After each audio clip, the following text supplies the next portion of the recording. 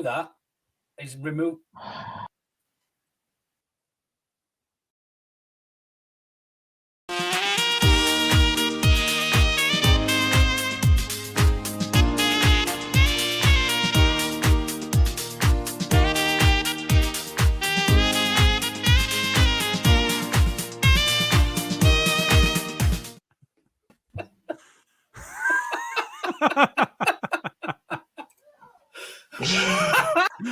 Well, welcome to the Orta Know Better podcast. My name is Carl. I'm joined by Luke, Matt, and Adam. How y'all doing, lads? Could be worse. Cheers. Sound like at least we're all here and we're not angry at each other. It's absolutely fine. Everything's good. So we'll get straight into it. Matt, sort us out with how everyone got on in the predictions. I can't imagine it was too healthy. No, it wasn't really. No. Every single person went with a Leeds win. All of us. The biggest predictions were split between Jay with a 4-1, me with the 3-0, Mez with the 3-0, Smart with the 3-0. So jointly we are all wankers won. All four. Hey, I didn't even make a prediction. Nobody got a point. I'd like to just pick up. Actually, the wanker must be Simon Johnson for trying to claim a 2-0 Brighton after the game. This is absolutely 100% accurate and true. Yeah. No, you're right. He did. To be fair, once I told him to piss off, he said, "No, all right, yeah, I did know, but God loves a trier," I think he said. Well, this is the thing. If he didn't try, he wouldn't get. You know what I mean? And let's be fair, Adam's got away with it a few times on the pod, and he's not going to be happy with you for that. He's still dialing in, is Adam? He's got the internet with a funny noise from the 90s, man. He's joining. Put phone down. Yeah, we told you we needed that second landline. So look, we'll get onto the chat about the game now. The boys did one there at the weekend afterwards and got a good old whack into it. But shall I go to you, Mez, first, and just give us your overall view of the game and if you would have picked a man of the match? Yeah, absolutely. I was on. I think I was on Brighton Court, wasn't it, the weekend? Yeah, I was with you, wasn't I think. Yeah, it was. Yeah, I think so. I can't really remember. I had quite a few. Oh no, it was me and Jay. Was it? Oh, you were Jay, yeah. I gave you some stick, didn't I? So yeah, pretty much. I mean, it was lackluster to say the least, wasn't it? We just lacked everywhere in the pitch. No creativity going forward. Best thing about it was some of the defending, if any. But yeah, not much else to say other than what I said on Brady and Coke. And if I was to single one person out to potentially be man of the match, I would probably be looking at thought Llorente did well, as per solid, brought the ball out well and created some space. But yeah, other than that, mate, I thought we were pretty flat and uninspiring is probably the best word. All right, yeah, fair enough. I'll take that one. Gilly, what do you reckon, man? I know you give the boys stick, but yeah, but that was just giving them stick, not giving Leeds stick. I think it was one of them where it wasn't a nice watch, it wasn't enjoyable. Right from the start, it had one of them feelings. I was kind of looking forward to it, and I thought, we 0-1, we can't let them do the double. And I wanted us to go and do a job, especially after that Nobed wouldn't let us have Ben White. Yeah.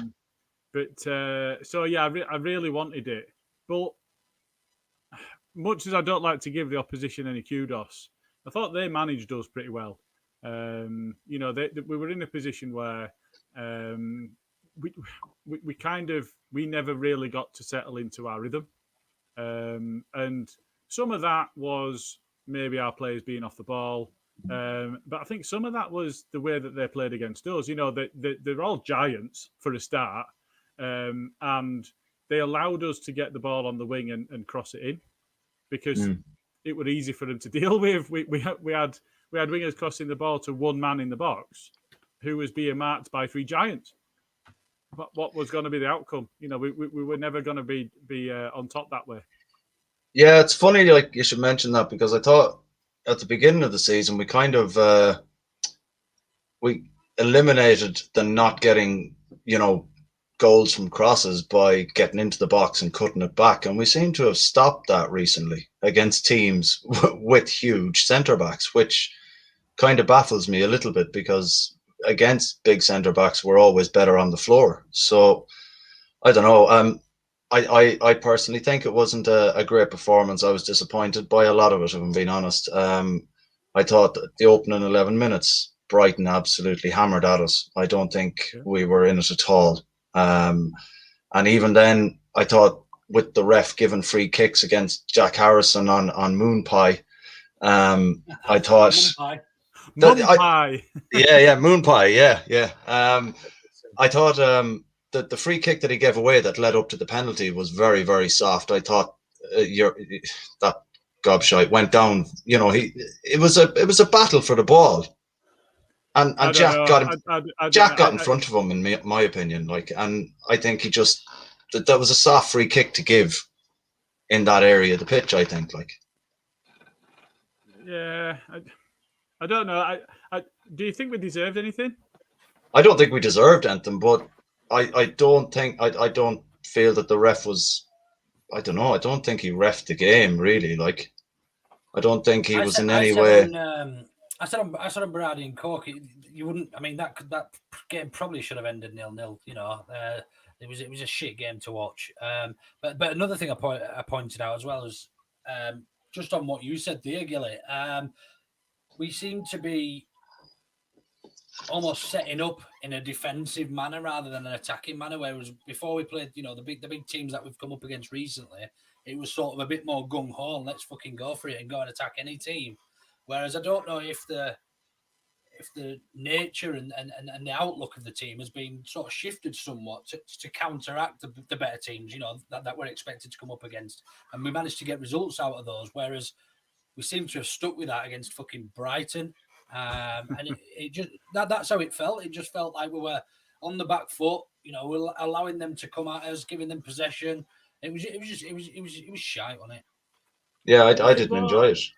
It wasn't an enjoyable game. Go on, Adam. Do you, like for me? Do you think we're not going to get? Let's be honest, we're not going to get. We've got no to play for this season. Brighton have got the Premier League survival, so. Why would lads bust their bollocks off against Brighton? If and I know they want to win every game. Because Bielsa will accept nothing less. But clearly it's happened. I mean, look at Klich all season. It's not there. So they've got no to play for now, other than against these big teams. So against Tottenham, we'll see a completely rejuvenated Leeds. I'm sure of it. But against Brighton, where's the again, we got all the plaudits for Chelsea, against City, against Scum, against Liverpool. Where's wrong? Listen here. Just for people listening on the audio only, we do have a listener that's just here for Carl's voice.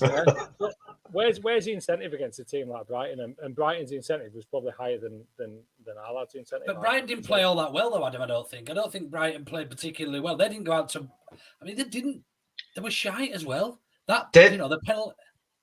Go on, sorry, Carl. No. Carry on. Sorry. The penalty was a stupid fucking mistake from Alioski, and then the second goal was a little bit of class, a little bit of class that turn, and he probably misses 20 out of 30, 20 out of 21 of those shots, 20 out of 30, 99 out of 100, whatever. He misses a lot of them fucking shots on his left peg. Well, yeah, but out of 100, he misses 30 of them shots, but he also spoons the touch of 69 of them. So there's only that one that actually comes off, because he's absolutely bang average. And I got loads of pelters on Twitter for saying that, because everybody going, yeah, but it was a class turn and finish. Yeah, it was. But you know what? He is a Premiership footballer. They should be doing that. You look at what was done against Belgium, and I've forgotten his name. He's got a stupid dual barrel surname. Robson Canu. Robson Canu, yeah. absolutely sold the entire Belgium back line with one turn and then popped it straight in. Now, he is even worse than Welshit. So it's not a surprise that we're in a situation where you've got somebody. Welshit. Welbeck. Welshit, yeah. No, Welsh. Oh, Welsh shit. I thought you said Welsh. I thought you were on about Jack Wilshere there for a second. I was like, what the fuck? Welsh shit. Right. Welsh shit. Right, okay. Yeah, he's just, I think he's an absolutely bang average footballer, and that's why he's at a bang average side. That we're, scrabbling around relegation until 3-4 weeks from end of season. Yeah, but to be fair, Gilly, anybody who gave you shit for that comment, and I agree 100% with what you said there. Look at Dakara's goal against Nottingham Forest. That was all he did. He was wank other than that. So every player can have one moment where you go, he's turned into bloody Maradona here. But ultimately, they're bang average players, and Welbeck has... Rocky Jr. scored 2 in one game. And Eric Jemba scored 2 in the same game. And they're both shit. What a pair of leckers! Fucking hell, my dream teams all day. Matthew Blake makes a good point. We should have played with pride. Absolutely. Like I know, Adam, you said then, like, what have they got to play for? Fucking quite a lot. Bielsa's respect for one. Yeah. Completely. Like Bielsa will want to finish as high up the table as he can. Absolutely. It's not just the financial aspect of it as well. So I completely get it, but if you're in a normal day job, if you're in a sales job and you've hit your target, you're not going to go up to another bracket. Do you bust your bollocks off to get there, or do you just coast it? It's a bit different, Adam. They're doing something they love. Yeah, that's the difference. I think. I know what you're saying, but if I was doing something I love week in, week out, I would bust my bollock. I know what you're saying, but still. Yeah, I thought with their keeper, he's terrible with the ball at his feet. I thought we should have pressed him a lot better. I felt that our press died like it did. Who were we playing? I think it was West Ham at home or something. And our press was out of sync. And once that press was out of sync from the front, it fucked us the whole way across the pitch. And that's what happened. Oh, Crystal Palace, that's the one. Yeah. But I think that's what happened again. They I don't think they were any great shapes. Like, they were sitting back as much as we were. The only time they went forward was when Ben White got the ball and he charged forward. And then if Ben White couldn't get further than the halfway line, he'd give it to Trossard. And that was it. They didn't really... That press, Carl. On that press, I think we struggle with Tyler Roberts, because if you watched a couple of times at the weekend, Bamford, who leads that press, leads it fucking well and does press that defensive line. It was almost concerned as to where Tyler was, which probably made him sit back. That even if it's just a couple of yards, that gives Brighton that couple of yards to come out from their box. And I just think we just need far more quality. Obviously, we do miss Rodrigo, who came back and didn't look any better than Bamford in the 9, which was a mental decision to substitute Bamford for Rodrigo, as if somebody who's 3 inches short is going to have any more luck against 3 centre backs. Well, I thought that was more for a minutes thing, really, than anything else. It's coming up to the Euros. Rodrigo's going to be in that squad. Bamford on and bring Rodrigo on. Yeah, Bringing him on wasn't the problem. It was taking Bamford off for him that were the issue. Oh yeah, I agree. But I'm just, I'm just trying to give a reason as to why we might have brought him on. Like, let's all get Carl with your nice voice.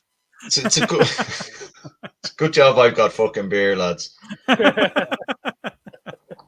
Anyway, look, I don't think Klich was up to much either. I think he needs to not even go to the Euros and just take the summer off.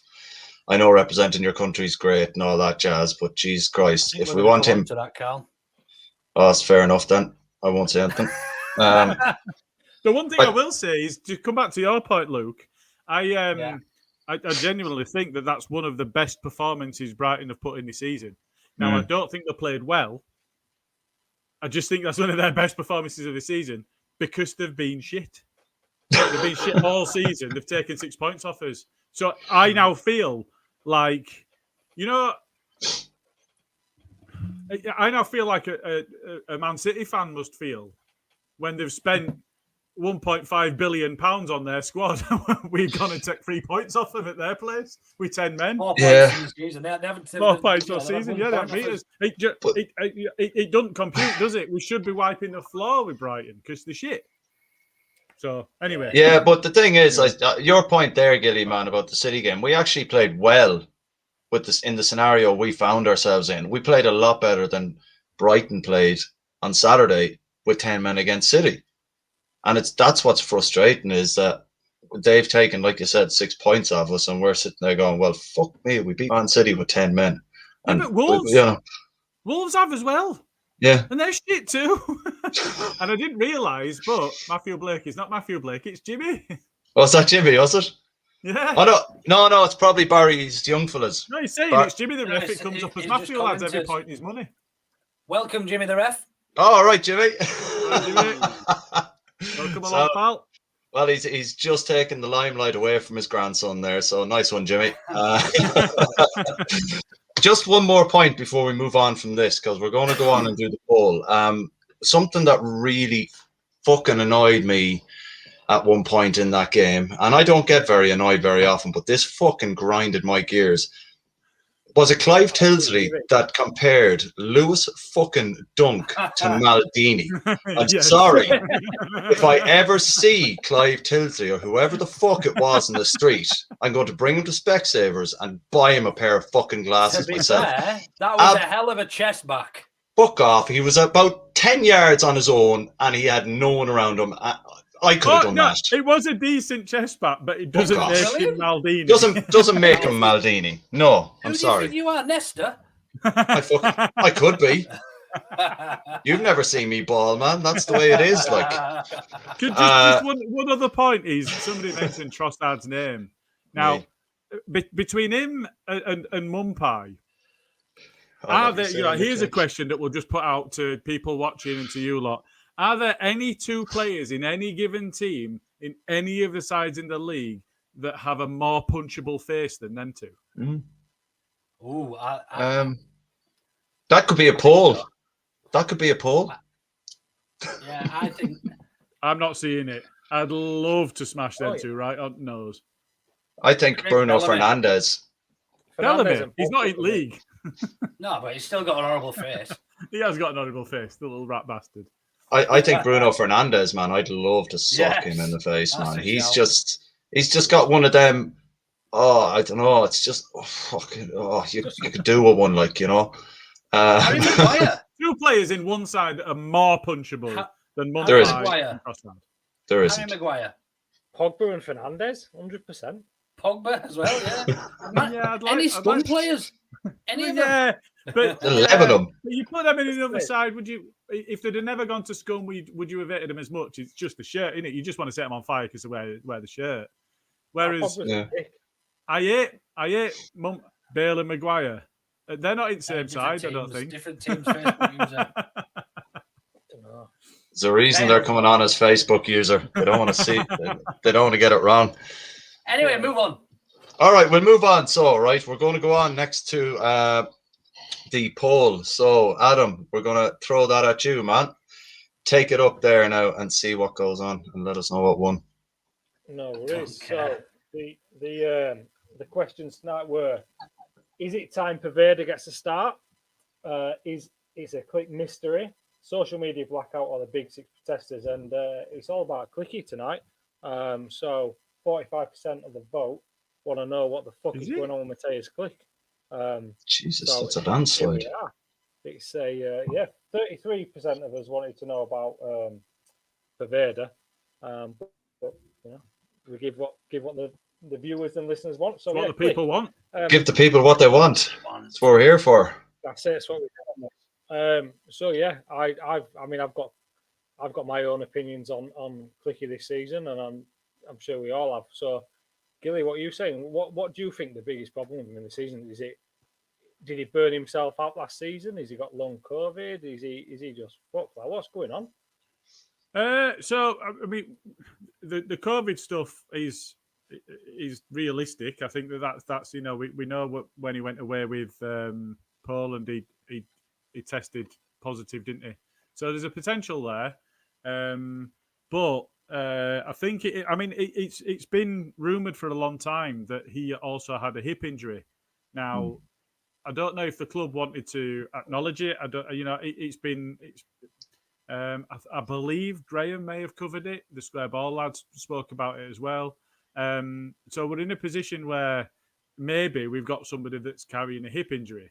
Now, Forshaw did that for quite a long period before they tried to fix it. And clearly they didn't fix it.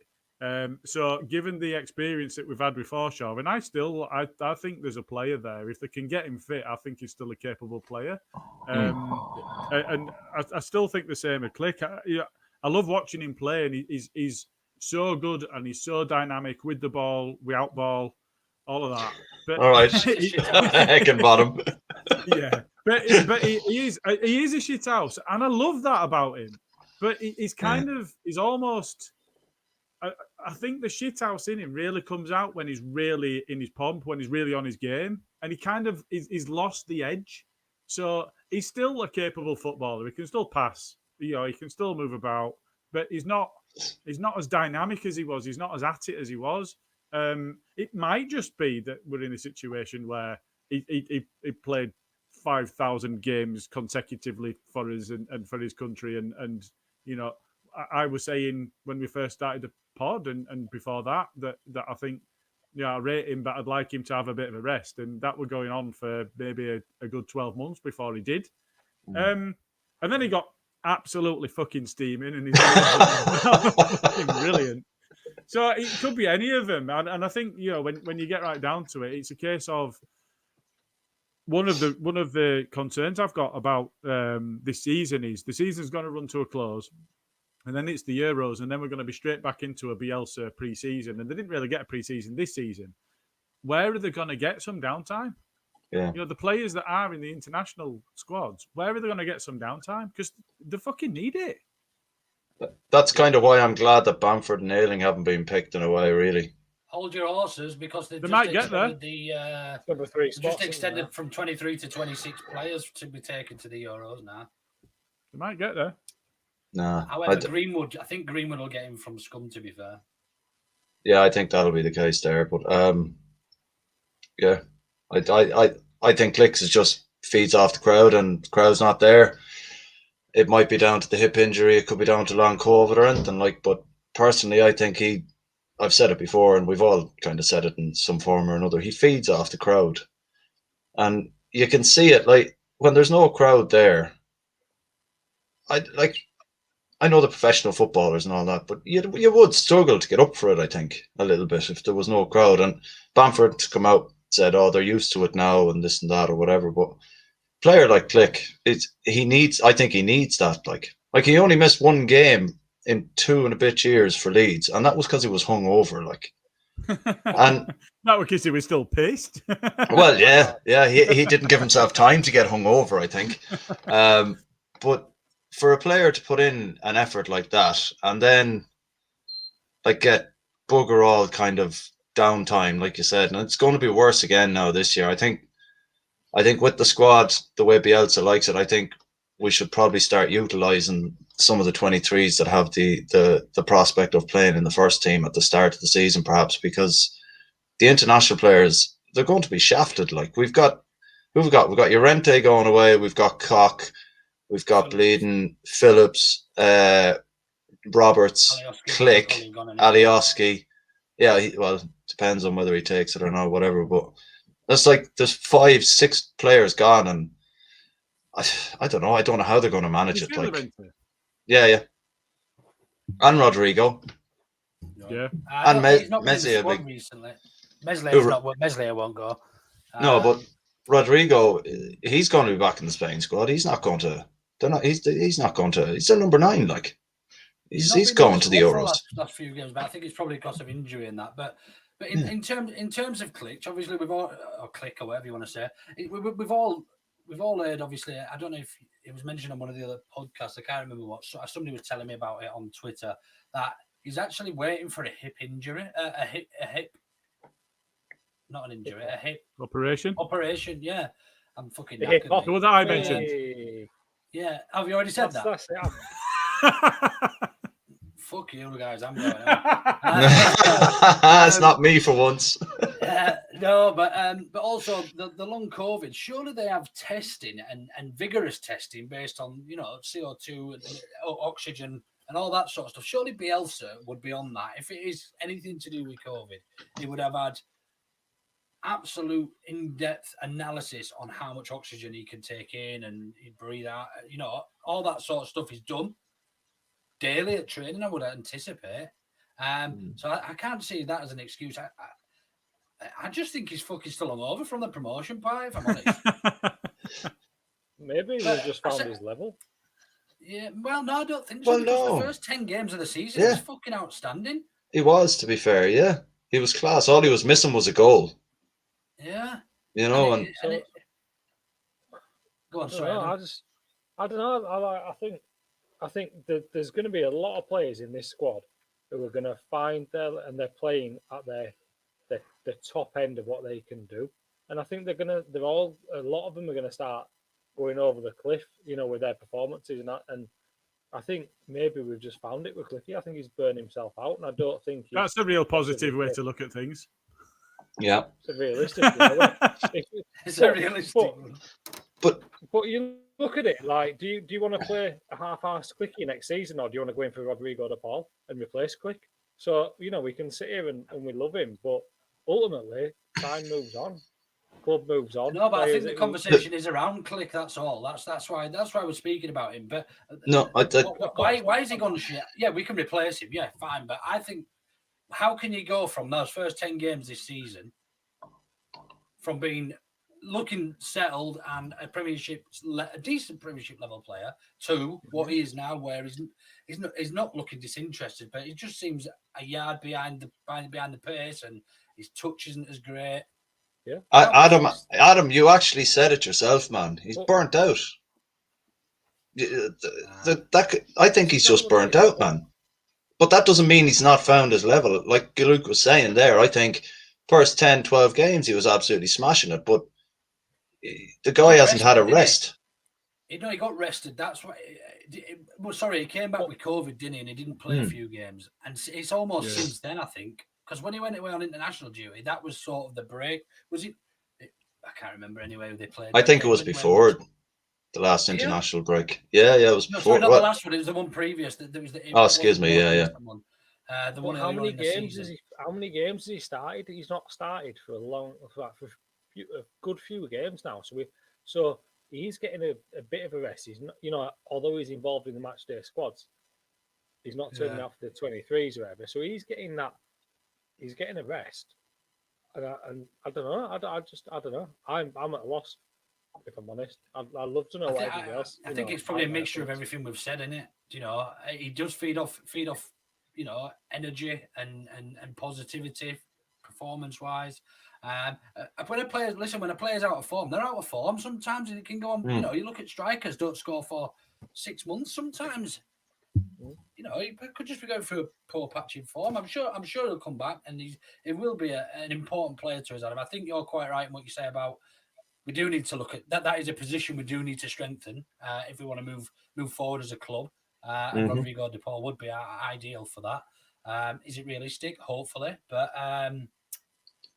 yeah, I think he's still a great squad player, and adds a lot of value to that squad as well.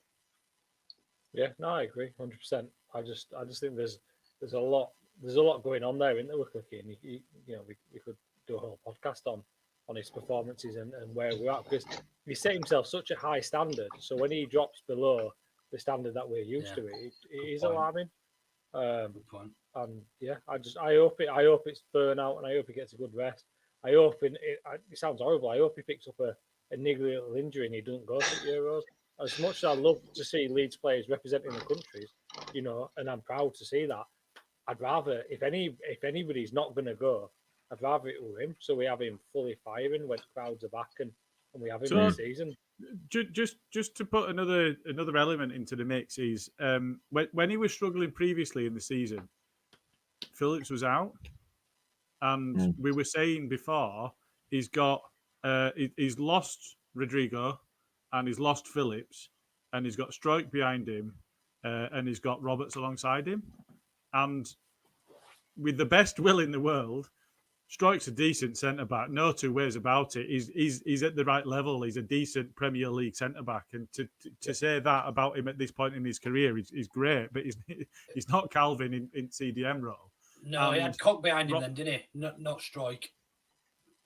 Recently. Before it was Struijk. Yeah, no. I mean, earlier in season. Earlier in the season, when Calvin went out and Klich was struggling, we were saying, is it because he doesn't have Calvin behind him and he does have Roberts alongside him, whereas he'd gone from having Spain's number 9 and England's CDM to having Roberts and Struijk that's just not a CDM. I'm sorry, he's a great centre-back and he's got a big future in front of him. And then this weekend, he's put back in again and he's got Roberts alongside him. And Calvin's not there. I mean, don't get me wrong. I think Cock's a different player in there. I thought he did all right. You know, he's not Calvin, but I thought he did all right.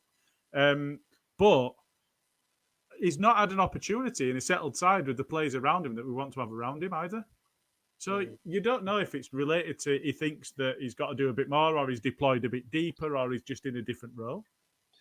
Not to get off the subject or anything like, but the point you were making there, we said the same about Harrison with his form.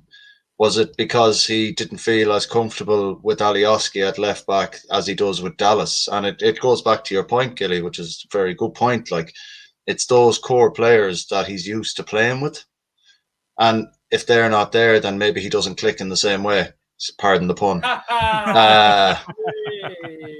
But it's quite similar to the Harrison and Dallas thing that we had a chat about a couple of pods ago, where if maybe Dallas was in behind Harrison, then Harrison would feel more comfortable leaving himself more forward because he'd understand that Dallas would be able to cover. And it's not even that; it's also other how things. Predictable Dallas is. Yeah, Dallas always ends up in a place he needs to end up in. Alioski's just. He's like Joker in Dark Knight, isn't he? You've got no idea what's coming. You remind me of what's his face off Futurama? Zoidberg, that's what. So he's a Tasmanian devil. You've got absolutely no idea what he's about to do. He's just loopy. Whereas with Dallas, Harrison can read what Dallas. Well, no, Dallas can read what Dallas needs to do and does it well. And it don't matter what Harrison's doing because he knows that Dallas will make the right decision. And you know, if Klich's doing that, but then he's got unfamiliar players behind him and next to him, plus off form wingers. You know, Jackie is off form and Raf's not there. It might not all just come down to him and his form. It's just the players around him as well. You've got to think as well, when you're younger and you're playing when you're playing in a game, I mean, these are professionals, it probably shouldn't affect them as much, but if you're going into a game and you've got 2 or 3 of your star players out and you're going to play, no matter who you're going to play, the morale is down immediately before you even start. If you've got your 3 best players before you're going into a game, you think you can fucking take on the world. If you've got your 3-4 best players out, the morale is naturally down. Yeah. Well, look at us when we found out Calvin wasn't going to play. We all just went out. Wanted to change cash out. Predictions gone. Instantly cashed out, and the phone was red hot. No! I'm going 2-0, Brighton. Like the fucking thing was mental. The group was mad. It was like, I want to change my prediction. It's like, fuck off. They're locked in. All right. Stats basically told the world to put their house on Leeds beating Brighton at fucking nearly 3-1. I hope nobody comes back with a disclaimer. You might have hung yourself out to dry there, man. I have no part to play in that whatsoever. Opinions are the opinions of the individuals and not of the podcast. Oh, well, there you go. Thank you very much, Gilly, for clearing that up. On a separate note, if there is any remortgaging companies who are looking for a podcast to sponsor, so give us a shout, boys. Brilliant. Well, like, I think we might have covered that a bit there now, and sure, I think we'll move on to everyone's favorite topic. It's one that we try and do an introduction like Top Gear every week, and it always falls flat in its face. So I'm just going to go with it. It's the Hock Topic, everybody. Sound. We don't have him cycling around or driving around like a mad bastard. So sorry to disappoint. But he is here arranging salt and pepper shakers. So we'll go with you, Adam. Adam, we'll go with you first. We've got. Jesus Christ, we don't even have Jose Mourinho anymore. We've got Ryan Mason or the Hock. Hey, have you heard the news about Mourinho today? Yeah, After Roma. Yeah. Did you see Smalling? Did you see someone put up a tweet earlier on? We get back to it in a sec. Sorry, Adam, but they were like, when Roma don't win their first 6 games, Jose is going to come out and go, well, Rome wasn't built in a day. And it'd be like, here. You can see it coming, can't you? He's such a cheese bag. But anyway, we'll go back to the Hock versus, who is it? Ryan Mason. Ryan Mason. I think this might be a white. Who, him or me? Mez is always the loose cannon in the Hock Topic. Yeah, this could be interesting, to be fair. I think about things. That's why you lot are idiots. Oh, is that what you're doing? Well, I wasn't sure there for a while if that's what you were doing or not. Adam, anyway, the Hock or Ryan Mason? It's like picking what STI you want. You know what I mean? It's fucking awful. I don't.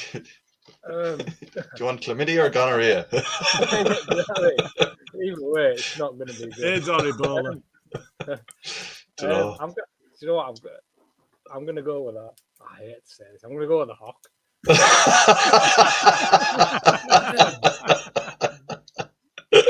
Fucking love it. This, absolutely. Of all the podcasts we've done, this is the lowest I've ever felt on this fucking thing. And it's the first live one you've done as well. Yeah, this is brilliant. Yeah, Dave, if you watch it, big fan. You can't have Ryan. Like, he's one final, lost it. Was he done a league? Did you give the guy a chance? His first game. Yeah. Second. Got one final. Fuck all to show for it. Look at Arteta. One final. Yeah. He fucking won, didn't he? He got Spurs to final though. He did, yeah. Good point. Yeah. So you still want to go with the Hock, Adam? I'm going to have to, because I don't like Ryan Mason. Didn't he do a lot of stuff as TalkSport as well? So no, fuck Mason. Right, okay. That's fair enough. Mez, we're going to go to you first because we don't want to give you too much time to think logically about it. Give me more time. Nope. Get on with it. It's like choosing between a skull and an Alcapop. It's like going to a fridge when you're on a night out at a mate's house or whatever, and you go to the fridge and all they've fucking got left is their 18-year-old daughter's Alcapop, probably a wicked blue. I wonder where that we're going then, Mez, put me. Or you've got the other option, which is their uncle who comes round once every fortnight for a Sunday dinner because they can't feed themselves. So they come round, but you get them in special skull. So that's the weirdest analogy I've heard yet. Obviously the Hock is the skull. All right, I was wondering. I'm gonna say the Hock's the 18-year-old bird, is it? So keep digging, Rez. Come on. So basically, what I'm trying to say is, you're not going to have a piece of rope long enough for this with the daughter. Man. I'd much rather drink the uncle's skull than you would your mate's 18-year-old daughter. Correct. And I do not believe that for one second. So, because of that, I'm going to go, and it pains me to say it for the first time, I think ever, I'm going to go for the skull, a.k.a. David Ryan Hockney. Mason. Hock, hang on a minute. You said Hock was the daughter, didn't you? I'm No, I lost. said Hock's the skull. Right, okay. So what I'm getting from this, we've got over here from an 18-year-old daughter. Is that what we're saying? No, from an uncle who can't feed himself. Oh, Christ. It sounds like Sunday night dinner or Saturday night dinner or whatever the fuck that is. Or Friday night dinner, even. That one, yeah. I knew Or it was even some day of the Saturday night weekend takeaway. anyway. Oh, I 1 in don't 7 know. chance, Cal, to be fair. Fuck me. Yeah. You had 2 bites at it and still got it wrong. Fuck off, will It's you? a leap year, don't we, boys? It's a leap year, yeah, it is. Yeah, Gilly, you go for it. The Hock or your man Mason Alcopop, dude. I hate Spurs. I hate Spurs. Yeah. They stole players off us when we were destitute and we had nothing. And they can get in fucking bin. I don't like him. I really fucking hate him. And then you look at Ryan Mason, and do you know what? For him to be able to forge a career in football, which he looks like he's going to do in coaching now, having suffered such a horrendous accident as he did, you know, fair play to him. That's fine. But, do you know, he wasn't even good enough to play for Spurs. I think in 10 years or something, he had about 50 appearances. And he were at Hull. Yeah, he were at Hull. He were at Swindon. He were at Doncaster. You know, these are not good teams. He was not a good player. He knows fuck all about football. He's going to crash and fucking burn. But so, do you know what? When you get right down to it, it can fuck off the Hock. You can't argue with that, like. The Hock. Yeah. Yeah, well. Come on, Carl, give us your best analogy. I couldn't really, to be honest with you, I couldn't top your Alcopop one, man. I'm just going to say it's like going into Aldi, picking up one of them fake beer Moretti's, and then going into One Stop and buying real beer Moretti and going home and putting the real beer Moretti in the bin. So I'm going to go with the Hock. Thanks, beer Moretti. Wait a minute. One Stop, out of all the fucking shops you could have bought a fucking beer Moretti from. They do 3 for a $5, the large bottles, you fool. One Stop. You chose fucking One Stop. Hang on a minute. You thought that chose was a talking One about Stop, but you didn't make One Stop. You went somewhere else first. Well, no, I made one stop at that shop. I made one stop at that shop. And that was it. It was actually a second stop after going to Aldi. Listen, Alcopop, all right, with your bullshit and your 18-year-olds and all sorts. Wow. I made one stop at one shop, and I picked the Hock. Anyway, yeah. So, do you know the most depressing thing is that Ryan Mason did get an England cap? I mean, so did Michael Ricketts, to be fair. Not while he was at Leeds, he didn't. We signed him on strength for that. Was it Bolton then when he played for England? Yeah. Fucking JJ Okocha, wasn't it? Yeah, so good they named him twice. We'll go on. We'll move on from the Hock. Go on. Go on. We'll move on. Go on from the Hock. I tell you what, yeah, I'll need one after this. So we're going to go in and maybe do a bit of Spurs predictions and then have a quick chat about the Spurs game and see how everyone thinks we'll get on against Alcopop Mason. So Gilly, we'll go to you for the predictions because I've no keyboard capabilities here and you need to take them down. I'm all ready. That's fine. Got my spreadsheet open, so you go first, Cal. Nice try. I'm assuming Jay will go 4-1 Leeds because, well, we'll kill him if he doesn't now. Yeah.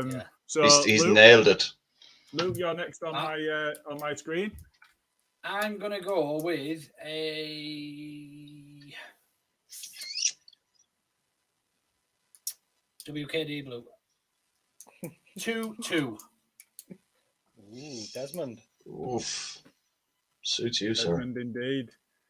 Bear in mind that Bale's just scored a hat-trick. And Son scored. Don't worry about it. Adam? I hate it. Am I still bottom at league as well? Oh, is Jay still really shit? Yeah, you haven't been bottom of the league for ages. Oh, no. All right, in that case, I'll go 3. You're on 1 point. What did you say, Adam?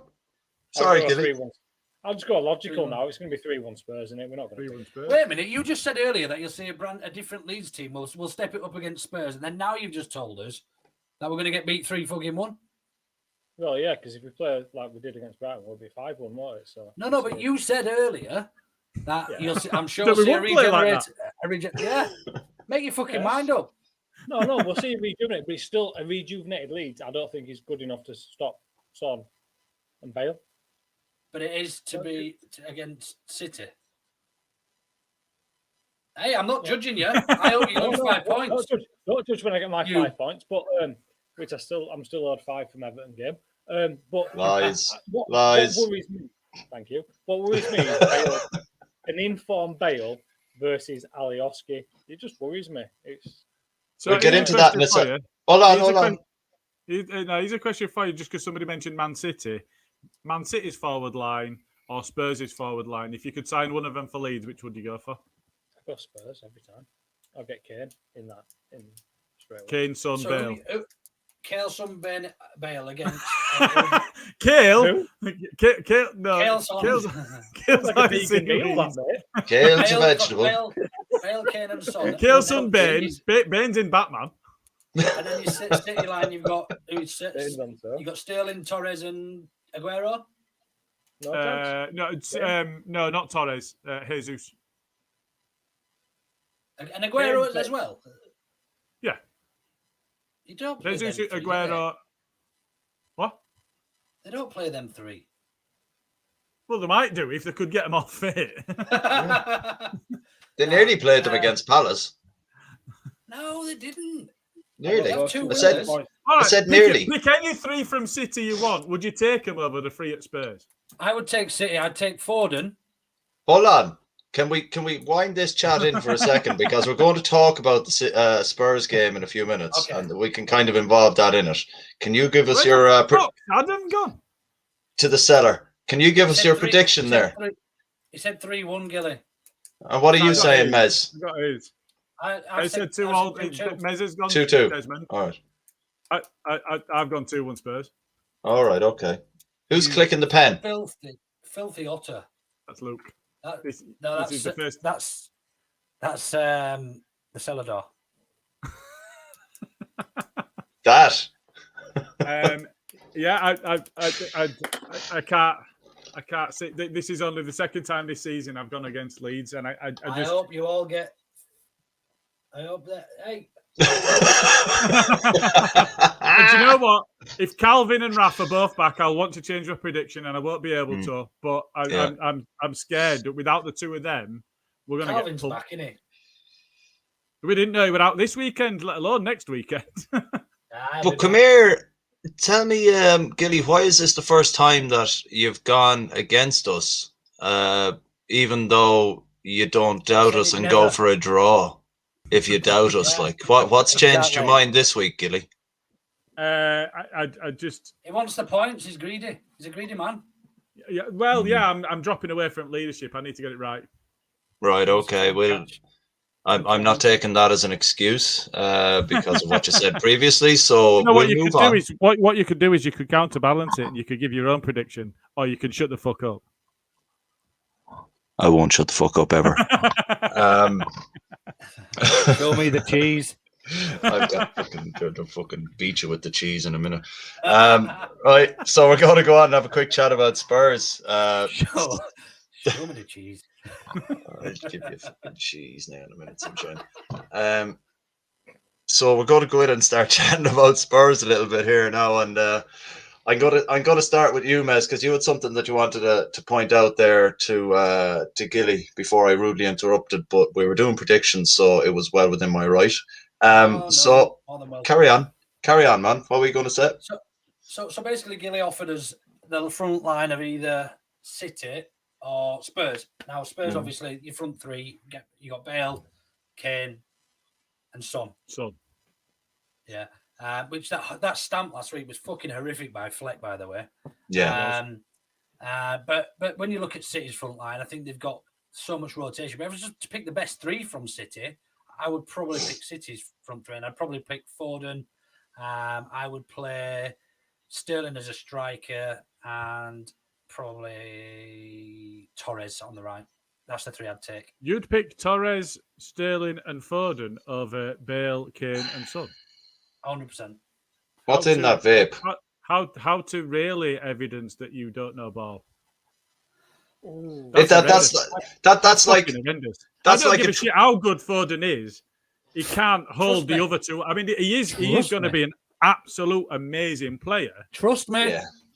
But the other two, Kane's a dirty bastard, but he's a good player. Son can do everything, and Bale literally was on the cusp of being one of those three is always injured usually. So the chance of those three playing together are minimal. First of all, so you can basically say you can only take two from Spurs. Hey, up here for thinking, down there for dancing. I'm not having it. That's the worst take I've heard today. No, yeah, like if agree. No, but I'm all right. I'm not a politician. I'm not asking you to join my team or anything. I'm just telling you how it is. I don't think we had a choice when it came to the pod, but like comments from the audience. Come on, tell us what you think about Luke's options here. Like Luke, put it this way, right? If they were not injured as much, all right. Look at it. Who would you take? Well. Look at it this way as well. Value, age. How much are they going to bring to the club in the years moving forward? Come on. Pretend you're playing champ manager, guys. Pretend you're playing champ manager. You're talking to the Don down the bottom here. Pretend you're playing champ manager. You wouldn't rather sign those three. An aging Bale, who's pretty much retired. Kane. He's not Asian. He's Welsh. Aging. He's finished. He's not finished. He's only 28. He's getting on. So yeah, no chance. I think there's no value in those front three at Spurs other than the now present, and they'll be good for another year or two. But you look at City's front line, you could probably get them playing for another 10 years. It's all about. I agree. I agree. To a certain degree, mate. I do agree. I'd take Foden, but at this point in time, if you gave me the front three, I'd take just on general.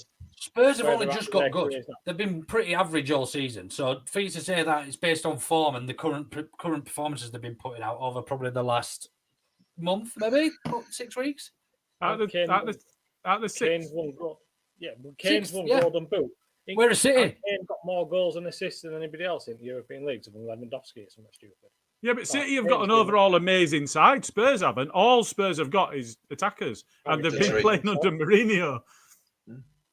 And he's still got that statistic Adam was on about. Again, I'm not asking. And he's been out injured. Paddy Bamford's the second highest goal scorer. He hasn't scored for about 7 or 8 games. Second highest English goal scorer in the league. Sorry. Oh, excuse me. Right, okay. I know, okay. But let's all be serious. If we had the chance to have Kane or Bamford, we take Kane, don't we? You have the chance of Harrison or Son. Bamford. Son. Fuck off.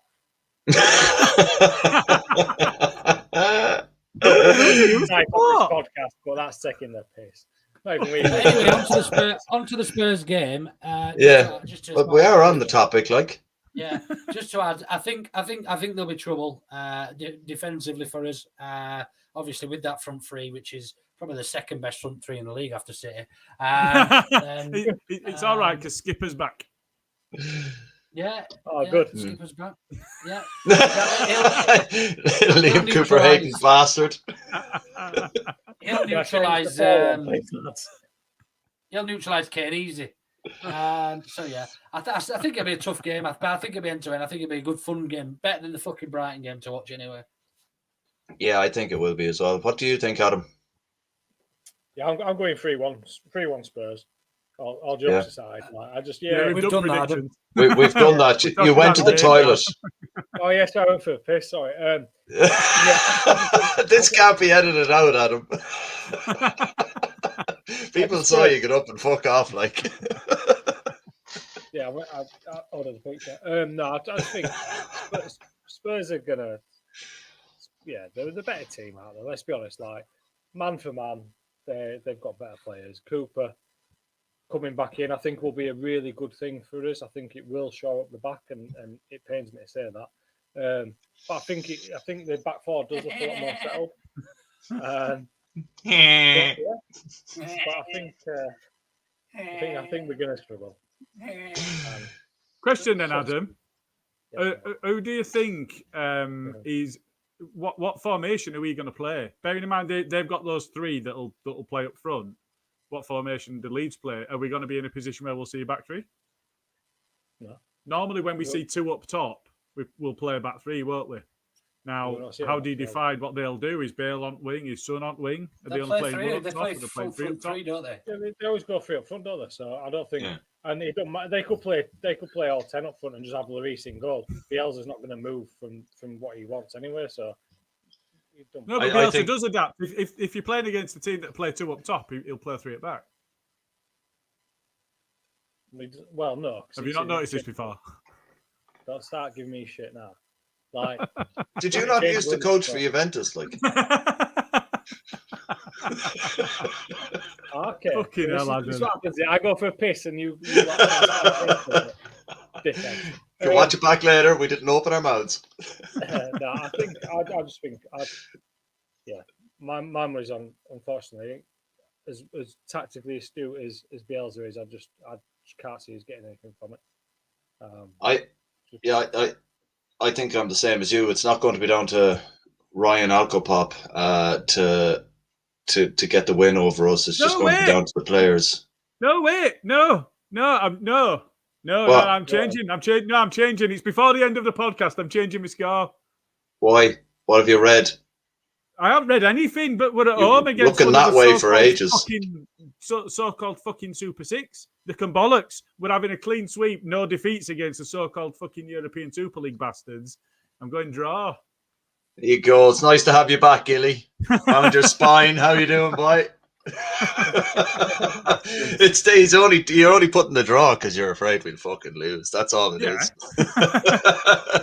But I don't think we've won at home against any of the five that we've already played, have we? We've drawn them all. Yeah. It's where your clever money and Mezzy's money goes. Yeah. Do not copy me. No, I think I've gone 1-1. I've gone 1-1. I've not copied, but I have gone draw. Right. I think it is going to be a very tough game, regardless of who's in charge of them. I think I don't think Bielsa will go out and play the same way he did against Brighton. I think, like Mez and yourself, Gilly, mentioned earlier on, that he's going to up his game against the teams that he knows are going to play football. I think when he knows a team is going to kind of sit back and defend and try and do bits on us, I think that's when he kind of gets his back up like he did against Brighton. So I think we're probably going to see a very open game. I don't think there'll be lots of chances. I think Kane is going to do one of them. I'm looking at the ball referee and absolutely cabbage one of our players. And if he doesn't get sent off for it in one of the games before the end of the season, it's dangerous play. It's reckless. He knows what he's doing. I know we've had this chat before, but it annoys fuck out of me. And if it happens on Saturday and nothing is done about it, I think people should start kicking off on Twitter about it. Like, if I'm being perfectly honest, it's dangerous, reckless play. You don't do it. Get down the road and kick off at ground. I would, but I don't want to be like the scum fans that went down. Let's all kick off on Twitter because that'll make him stop doing it. No, I know, yeah, but at the same time, man, you bring attention to it and, that kind of thing. And I don't think enough is said about it. It's like that clown Jim White today saying, the scum fans, the club should be punished. He's glossed over all the shite that's gone on previously, in my eyes. And I think if you just make an issue of it, it's something that he absolutely loves to get his teeth stuck into, and you can make a holy show of him. But anyway, I think... How was it that it was peaceful protest when the whole of the country was doing it to stop the European Super League, but the scum do it at their own ground? Fair enough, there was a few people got injured, but there was people injured in them European Super League protests as well. Not at Ellen Road, there wasn't. No, not at Ellen Road. But what I'm saying is they've almost reversed it because do you know what I mean? They've made it out to be a lot more of a less peaceful demonstration, I think, than what the ESL was at Old Trafford, which it was pretty much similar. Do you know what I mean? There were demonstrations at the end of the day. Yeah. I just think the severity of the other one was that scum shithole was a bit. Oh yeah, don't get me wrong. I hate the scum as much as every man, but what I'm trying to say is the way the media perceive these things is the problem. One could be demonstrated as a peaceful protest, and we're trying to save save English football, but what the scum did at the weekend was savage, and people, they were showing all the images that you saw were of coppers getting cut up and stuff like that. You didn't really see much about the ESL. Yeah, well, I don't think it was very much about the ESL for the scum fans that day. It was more about the owners. No, it's Glazers, isn't it? But equally, no, that's what I'm saying. Souness can get in the bin. They could have killed us with that can of beer. Says the man who planted a Galatasaray flag down in the middle of the Fenerbahce fucking midfield when they won the league Could have killed at their us ground. with a can of beer. He could have got himself killed. Dickhead. But anyway, we go back to score. The thing is, when people realise, when people realise that all this sensationalist bullshit and all this nonsense that we do, can you, if you do so much stupid that the scum fans have done, like it was stupid, but it's got media attention and everybody now is jumping on it. And I was talking to somebody the other day, and she fucking hates football. She's like, "Oh, I'd rather watch Leeds Rhinos because football fans are dickheads, football fans are hooligans, football fans are this and that." And then you see these scum fans doing that, and she goes, "See, what? How can you can't argue it?" But it were fucking stupid from scum fans. I appreciate the point because, as we know, we've had 16 years of shitty owners until Rads came in. So we understand it better than most teams. You look at teams like Bury, who have gone out of business, and teams that have been proper fucked, other than Derby, who've got shit owners, and they all go bust. Yeah, but you look at the Oystons, like, we get it, it's something, but there's a way and a means to do it. And what the scum fans did, as much as I really don't respect them, but I appreciate why they're so pissed off, doing that on a global scale isn't going to change anything. It's like anything. Why not, Adam? Why not? Why is it not going to change stuff? It did to the ESL. That didn't go ahead. But that's a different thing altogether. These guys are trying to get their owners out. What my argument is it's the way it's perceived by the media is the way that it's perceived, and that's the way we, as endpoint users, and that's what we see. We only see what the media want you to see, and there was no difference in the ESL protests and what. I mean, don't get me wrong, seems to be a lot more violent what the scum did, but they broke into their ground. They broke into their ground. But was it a lot more violent? Was it a lot more violent, or did they just show a lot more violent? Well, that's my argument, Matt. Yeah.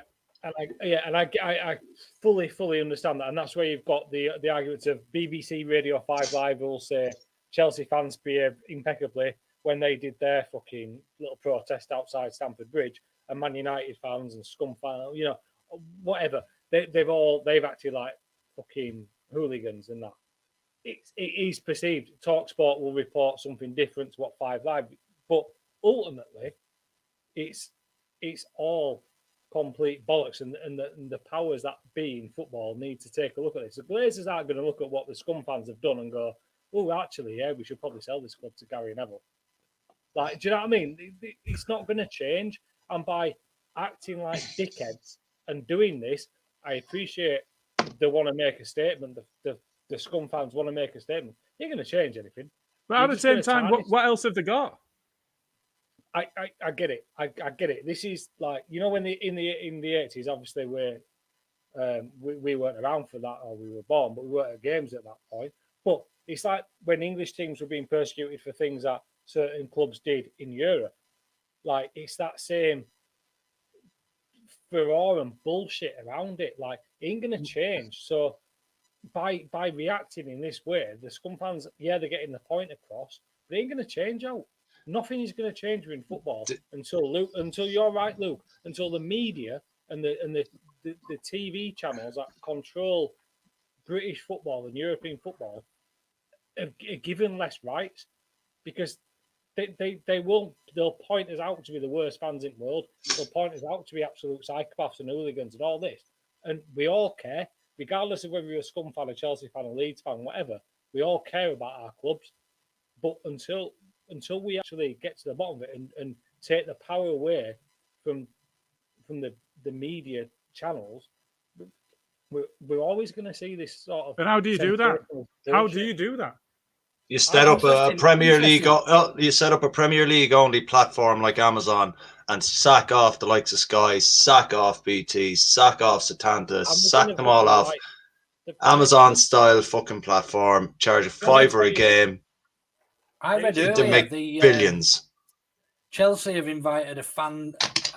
A fan has basically been invited into their boardroom now for board meetings. So a representative of the fans. Now I contacted the Leeds United Trust, LUFC Trust, and I said, do we do anything like this? And I can't remember exactly what he said, but basically the short answer was they do have regular meetings with Angus, but they're not invited to board meetings. So very briefly, I said, is that something you're looking to pursue? And they were like, well, it's a conversation that we're going to have. I think that's a great idea to get fans in the boardroom. There's no way of hiding anything.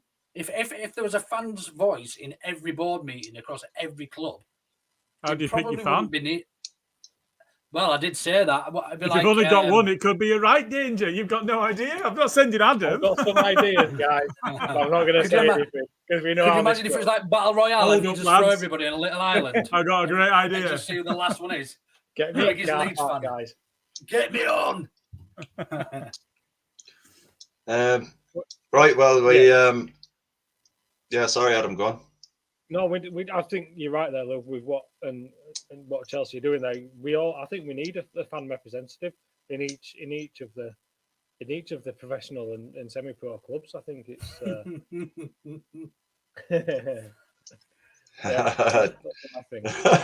It's a good job. We like you, Michael. Is that anybody's friend? Hopefully he's taking the piss. He is. Yeah. That's Mick. Yeah. Mick Onions, he used to be on Twitter. Oh, I'm surprised, Mick. Why are you commenting on Facebook and not Twitter? Because he's been banned. He's just commented now. Cheers, Mick. I'll just point out as well, Mahrez has just scored, putting City 4-1 up on aggregate against those flat track bullies. Mahrez! He's in your front line. No, you're too late now. That's like your predictions, man. It's Cookie Mickled Onions, you tit.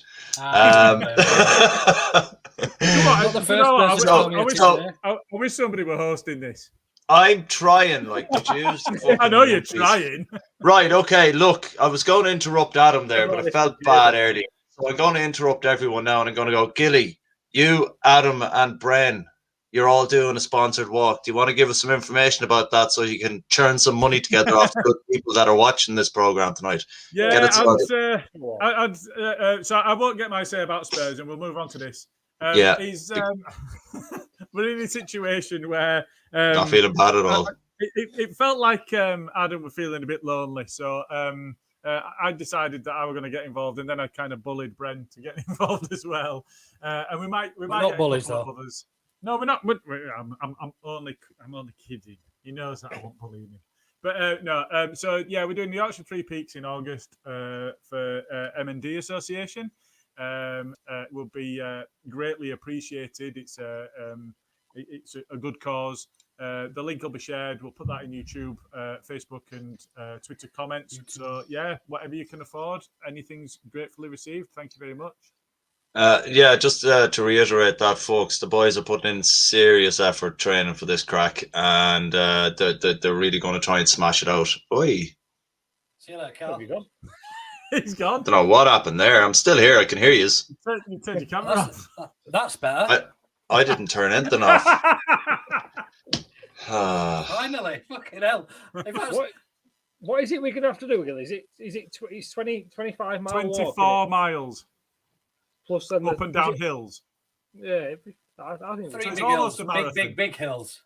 Yeah, it's almost a marathon. It's far. And they're almost mountains.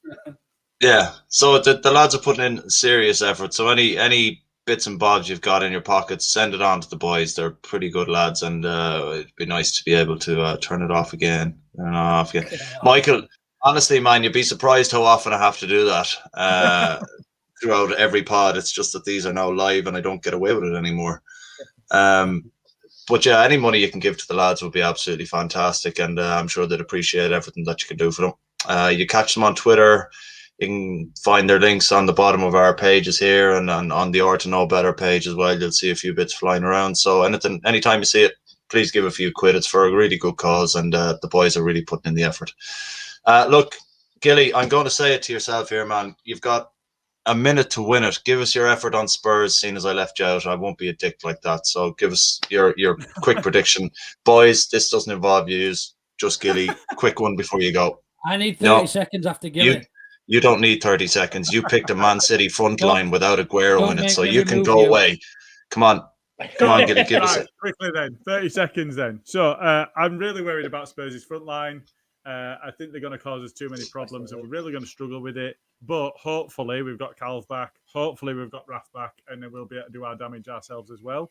It'll probably end up being a basketball front to back game. So it's really tough to call. It depends on who we get back, really, as to how well we do. I'd love to say we're going to win. I really don't think that we will.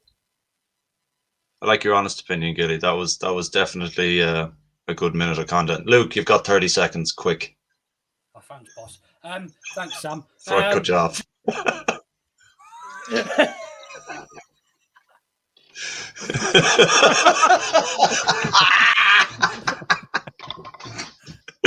Go on, man. This is a proper message. Go on.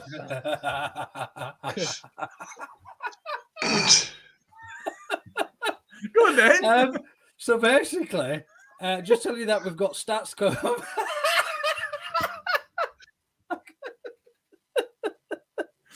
What? We've got stats.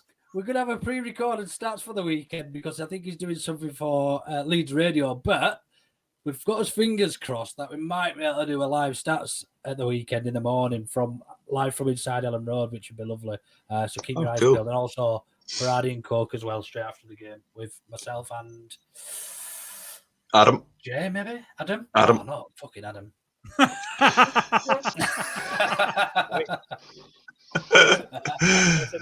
It's a night out on Saturday as well, isn't it? So, I'm going to be watching in town, so God knows what will be happening there. It's going to be fun.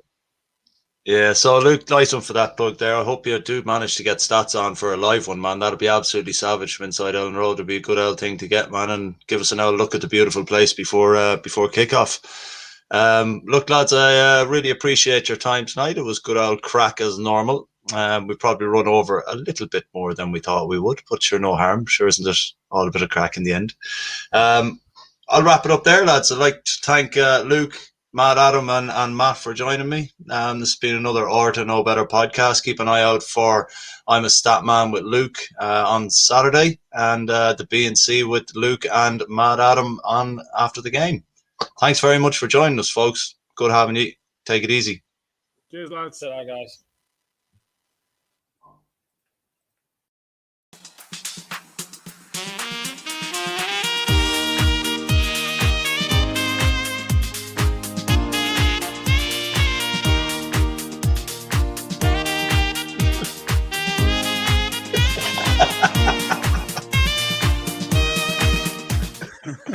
Ha